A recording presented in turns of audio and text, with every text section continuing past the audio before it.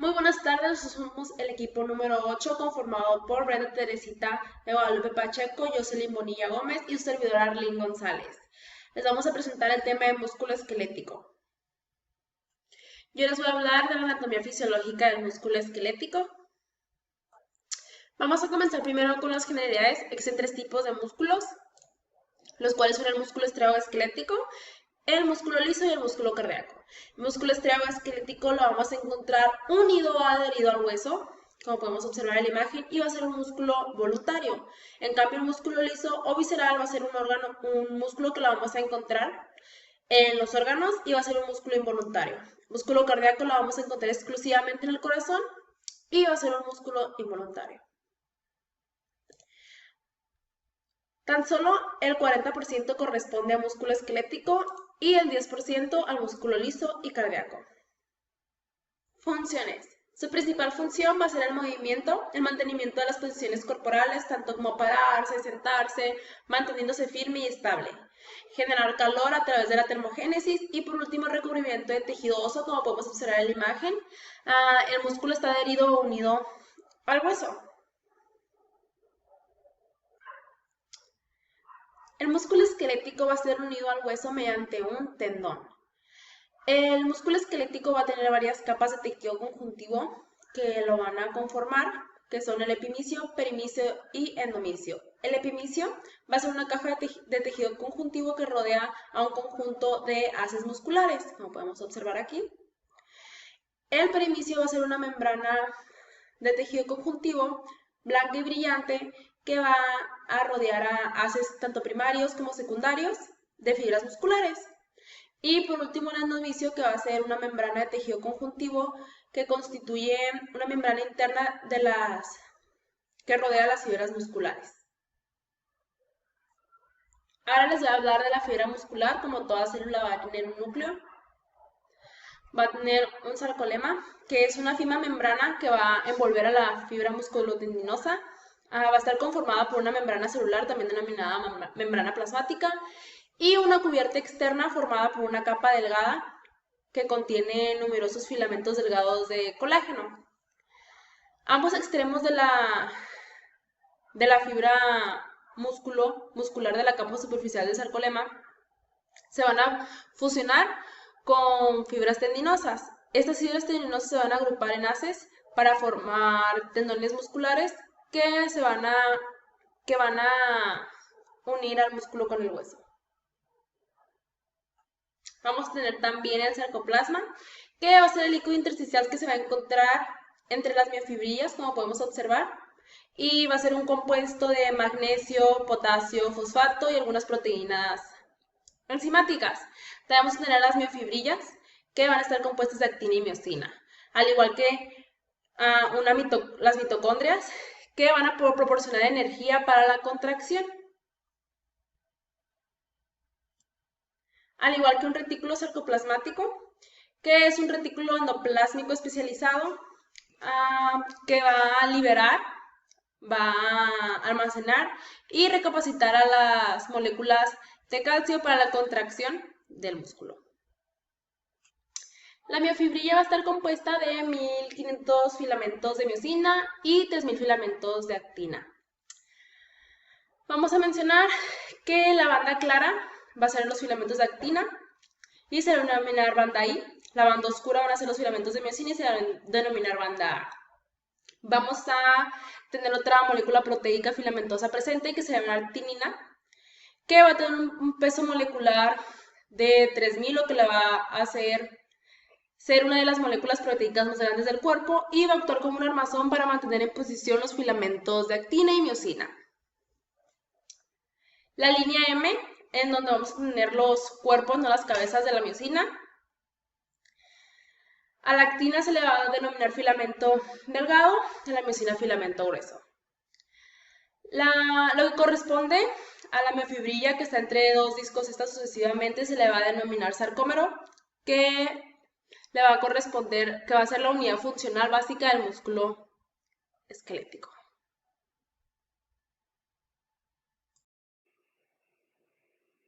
Hola, mi nombre es Brenda.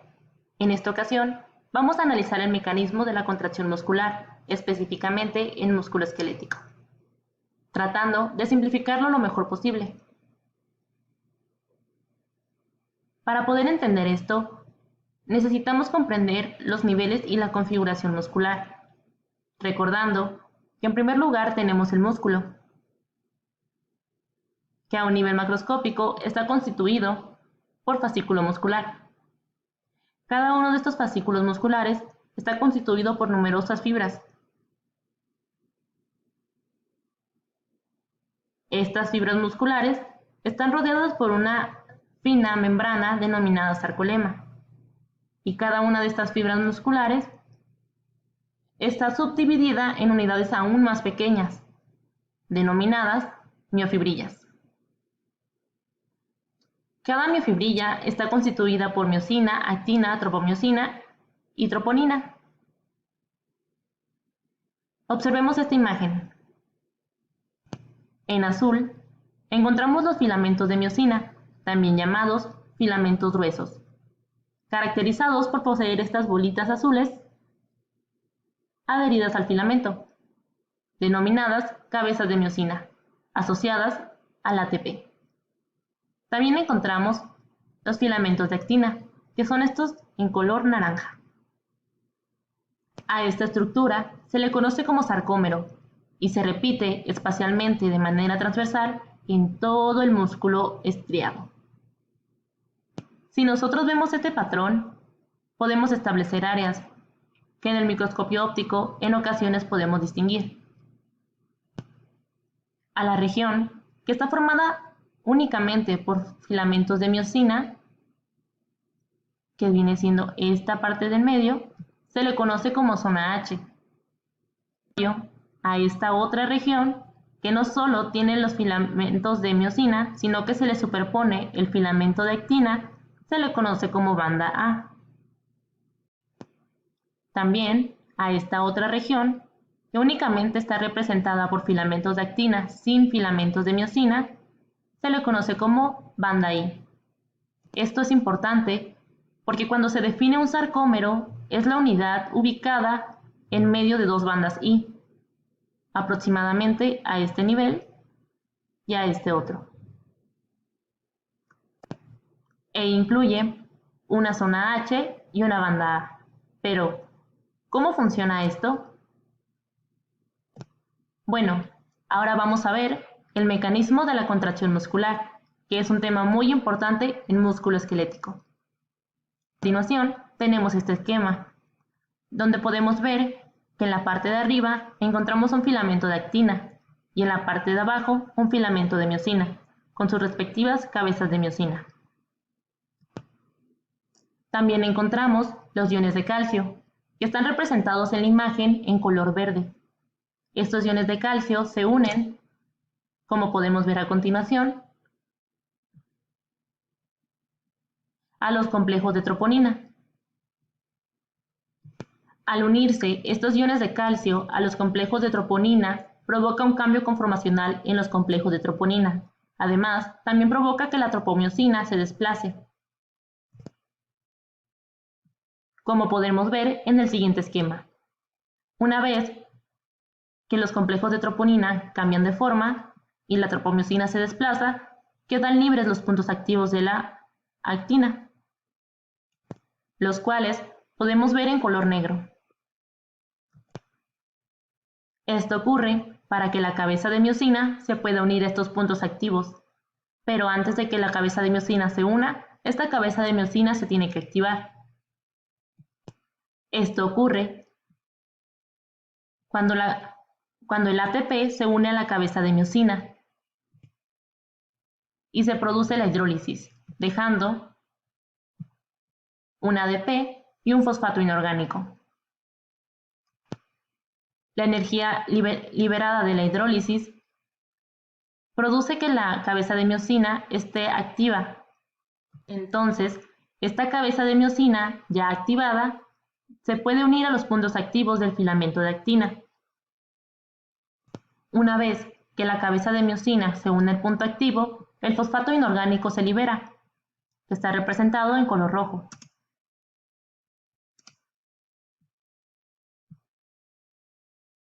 Esto con el fin de que la unión se fortalezca. Y ahora viene el golpe de fuerza o golpe activo. Podemos observar, el ADP se libera y la cabeza de miosina se desplaza. Es decir, la cabeza de miosina desplaza el filamento de actina hacia la línea media, como está representado en el esquema. Ahora, el cambio de ATP. Viene otro ATP y se une a la cabeza de miosina ya adherida al filamento de actina, provocando que la unión de estas se debilite. Al debilitarse la unión, la cabeza de miosina se separa del punto activo, pero después ocurre lo mismo. El ATP ya adherido a la cabeza de miosina, se produce la hidrólisis, dejando un ADP y un fosfato inorgánico.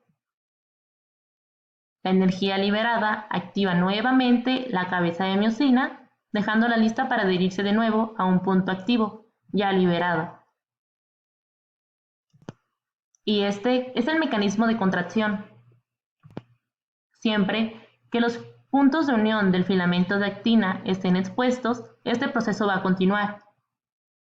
Pero, ¿cuándo termina este mecanismo? Es muy sencillo.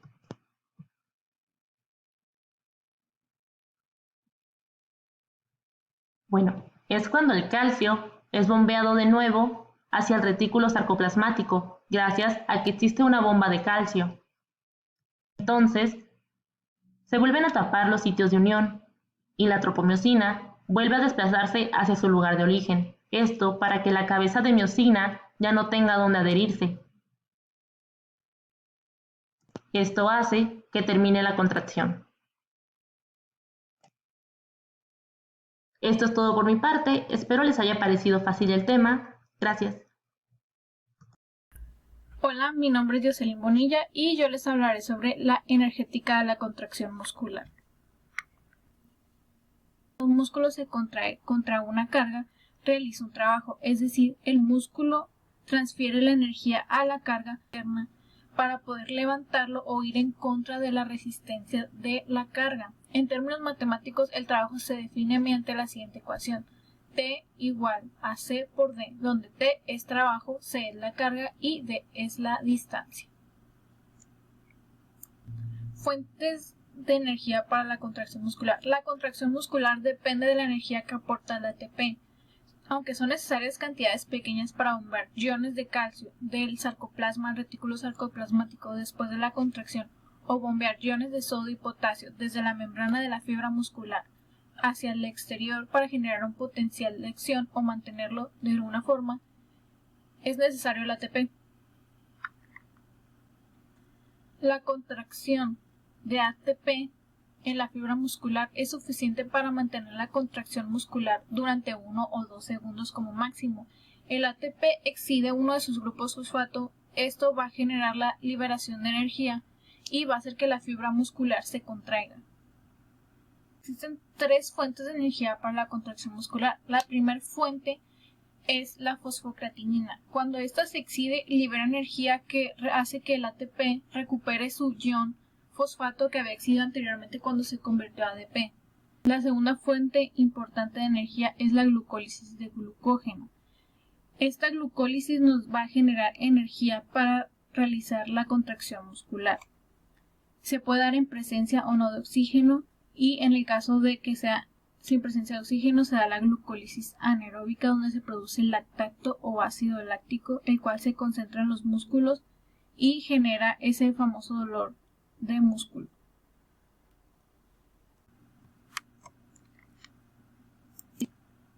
La tercera y última fuente de energía es el metabolismo oxidativo, donde se utilizan los nutrientes que obtenemos en la dieta como la glucosa, ácidos grasos y aminoácidos para la obtención de ATP. Características de la contracción de todo el músculo. Muchas de esas características se pueden demostrar desencadenando espasmos musculares únicos. Estos se pueden dar debido a la excitación eléctrica instantánea del nervio o haciendo un pequeño estímulo eléctrico.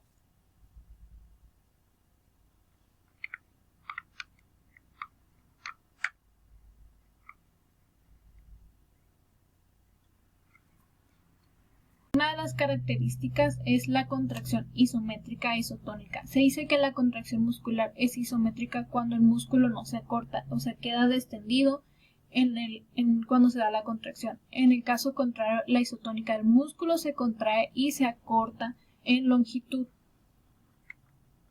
como podemos observar en la imagen. La contracción isotónica se da cuando la contracción es superior a la carga y la tensión del músculo permanece constante. La característica es que dependen de la carga contra la que se contrae el músculo, así como la inercia de la carga. En este caso, el músculo a la hora de contraerse se acorta en longitud, como podemos observar en la imagen isométrica. El sistema isométrico rige la fuerza de la propia contracción muscular. Se produce cuando la carga es mucho mayor que la fuerza de contracción muscular, lo que genera una tensión y produce que la longitud del músculo no varíe. Como podemos observar en la imagen del lado derecho, al aplicarse la fuerza realmente no varía, pareciera como si estuviese en relajación. Las fibras musculares pueden ser de tamaños tan pequeños como de 10 micrómetros, como lo son los músculos del estapedio que se encuentran en el oído, o tan grandes como de 80 micrómetros como los cuádriceps. Eso quiere decir que el cuerpo humano tiene músculos de muchos tamaños diferentes. Esto le confiere unas características diferentes y mecánicas de contracción muscular a cada músculo. Todos los músculos del cuerpo están conformados por fibras lentas o rápidas, que también se le conoce como fibras rojas o blancas. Estas fibras le van a dar una acción al músculo. Fibras lentas de tipo 1 o músculo rojo tienen ciertas características que las hacen especiales, es decir, son más pequeñas que las fibras rápidas, están mayormente inervadas, tienen más mitocondrias, por lo tanto tienen más mioglobina. Esto les confiere ese color rojo y de ahí el nombre de también músculo rojo. Las fibras rápidas de tipo 2 o músculo blanco son más grandes que las fibras lentas, están menos inervadas, poseen menos mitocondrias o mioglobina también, pero tienen más enzimas glucolíticas y tienen más retículos sarcoplasmáticos para la resistencia de la contracción muscular. Ahora les voy a hablar un poco sobre la mecánica de la contracción del músculo esquelético.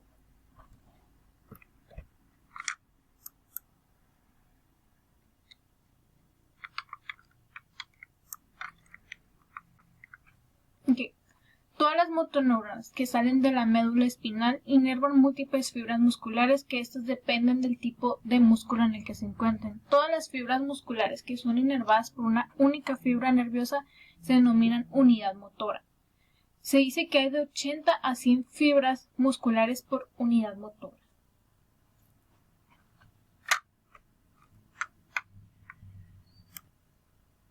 Del lado izquierdo podemos observar cómo salen diversas neuromotoras de la médula espinal para inervar diversas fibras nerviosas. Contracciones musculares de diferente fuerza. Sumación de fuerza. La sumación significa que se añaden espasmos individuales para aumentar la intensidad de la contracción. Esto se puede dar de dos formas: aumentando el número de unidades motoras que se contraen de manera simultánea o aumentando la frecuencia de la contracción. En este segundo caso, la sumación de la frecuencia va a producir una tetanización que voy a explicar más adelante. Las unidades motoras más pequeñas del músculo estimulan a las unidades motoras de mayor tamaño, de ahí el nombre de sumación de fibras múltiples. Este genera un fenómeno denominado principio de tamaño. En la sumación de frecuencia y tetanización, como su nombre lo dice, es tan frecuente el número de contracciones que se están dando que éstas se suman y se fusionan entre sí, por así decirlo, hasta alcanzar un nivel suave y continuo que se le llama tetanización, en el cual la contracción parece como si fuera una sola. Como podemos observar en la gráfica de lado, están frecuentemente estas contracciones hasta que se logra la tetanización, como si fuera una sola contracción. La fuerza de contracción tetánica se dice que en el músculo que es de entre 3 y 4 kilogramos por centímetro cuadrado. Esto podría explicar cómo un músculo con una fuerza de contracción mayor puede arrancar un tendón del hueso. Cambios de la fuerza muscular al inicio de la contracción. El efecto de la escalera de Treper. Se dice que cuando un músculo comienza a contraerse, después de un periodo de reposo prolongado, su fuerza de contracción inicial puede ser mucho menor que a las contracciones musculares que van a suceder después. Tono del músculo esquelético. Incluso cuando los músculos están en reposo hay una cierta tensión en ellos. Esto se le conoce como tono muscular. Se dice que se debe totalmente a impulsos nerviosos de baja frecuencia que proceden de la médula espinal. La contracción prolongada e intensa de un músculo da a algo conocido como fatiga muscular. Esto se debe principalmente a que el músculo tiene la incapacidad de realizar los procesos contráctiles y metabólicos de las fibras musculares para poder seguir con el mismo trabajo que anteriormente estaba realizando. Sistema de palanca. Los músculos actúan aplicando su fuerza o tensión en puntos de inserción con los huesos. Esto para tener algún sostén a la hora de la contracción muscular y el movimiento. Estos dependen de la inserción muscular, la longitud del brazo o de la palanca, la posición de la palanca y el estudio de todo este conjunto de dos tipos de músculos, los tipos de palancas que existen y el movimiento se denomina cinesiología. Todos los músculos del cuerpo se modelan continuamente para adaptarse a las funciones que están realizando, es decir, alteran su diámetro, su longitud, su fuerza, sus fibras musculares, su vascularización, esto dependiendo de la función que están realizando. Se pueden dar dos condiciones, la hipertrofia y la atrofia. Hipertrofia y atrofia muscular. Cuando se produce un aumento en la masa del músculo se llama hipertrofia. En el caso contrario, cuando se disminuye el proceso se denomina atrofia muscular. La hipertrofia básicamente es la añadición de filamentos de actina y miosina a la fibra muscular, lo que da el aumento de tamaño de la fibra. Generalmente se da en las personas que se ejercitan mucho. En el caso contrario, en la atrofia muscular, esta se da porque hay una escasez de movimiento en la persona y puede generar como otras patologías como la distrofia muscular.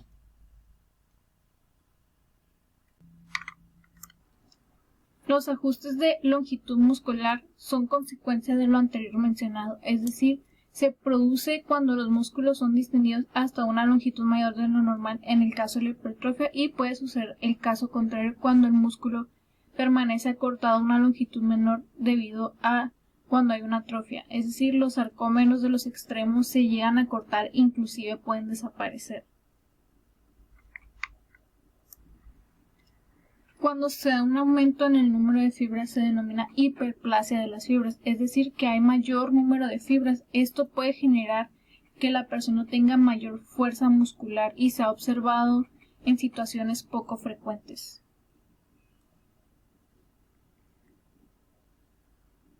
Efectos de la denervación muscular. Cuando un músculo pierde su inervación ya no recibe las señales contráctiles para mantener el tamaño muscular. Esto inmediatamente genera una atrofia muscular que probablemente reducirá la función del músculo en un periodo prolongado. En algunas fases de la atrofia se puede generar algunas contracturas. La referencia bibliográfica, la información fue sacada del libro del Tratado de Fisiología Médica de Guyton en el capítulo 6 en contracción del músculo esquelético y de Fisiología Médica de Conti.